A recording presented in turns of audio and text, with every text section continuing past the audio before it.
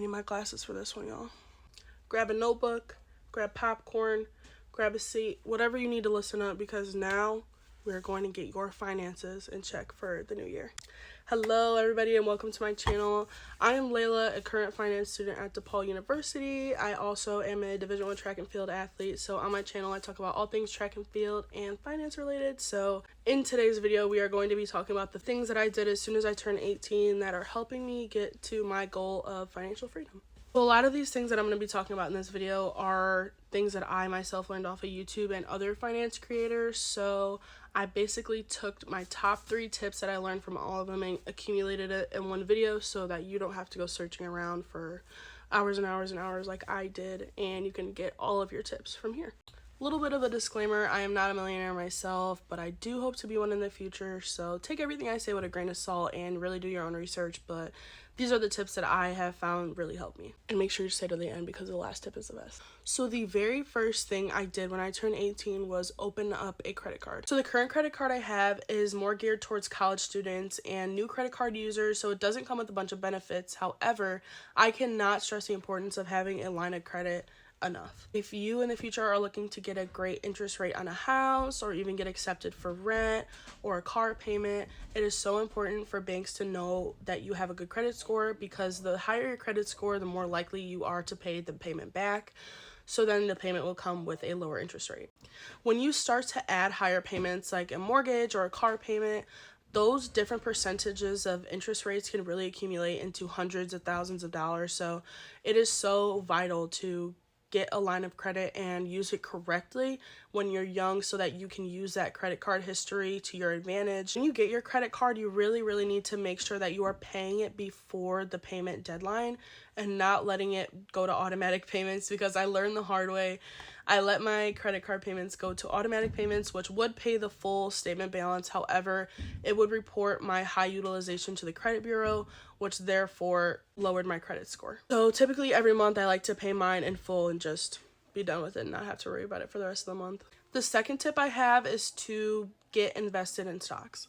The minute, I literally mean the minute I turned 18, I got invested in stocks. I cannot stress this enough.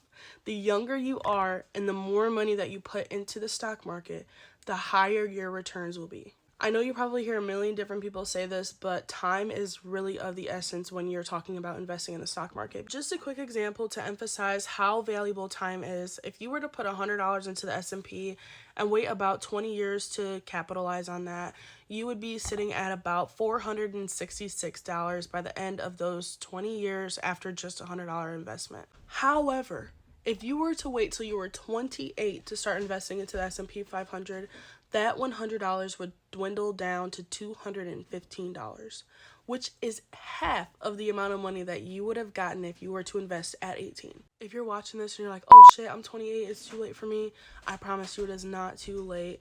Put whatever extra money you have that you don't need available to you at hand and put it into the S&P and wait for that money to grow. There are also many different index funds that you can invest into, but the moral of the story is just to invest in something. Don't get on those quick trends that people pump into the market and pull. Get into a reliable index fund, invest into reliable stocks, and watch your money grow. All right, y'all. This is the moment we have all been waiting for. Lock in. If you are 18, or if you're setting new goals for 2025 finance-wise, stop buying dumb shit. And I'm no saint. I'm not safe either. I like to buy a lot of things that I don't need. But in 2025, we really need to look at where our money's going and ask ourselves, why do I not have an emergency fund? Why am I not invested in stocks? Why am I in credit card debt? Because I can guarantee you, half the time, it's because you're buying stuff that you don't need. So stop, please, for yourself, for your future self, down the road, who would like to be sitting on a beach in Monaco, driving a Porsche 911 with a tiger or something, some luxurious animal. And also, I'm going to throw a number 4 in there for bonus. If you are in credit card debt, you need to pay the credit card debt off first before you do anything else. Because, let me break this down for you. The average credit card has about a 29% interest rate. So if you're in credit card debt and investing at the same time, you're making on average in the S&P about 8% return every year. And that credit card is costing you 30% every month. So you do the math. You're losing a lot of money. So before you invest, before you save, whatever, you need to pay your credit card debt off, or else you will literally be in a non-stop snowball of credit card debt. So please do not let it accumulate. I understand that hard times come, at least make the minimum payment. But that's bare minimum. If you cannot pay it off in full each month, you should not be spending it on a credit card unless it is a dire situation. In those cases, I encourage having an emergency fund, but credit card debt is literally deadly.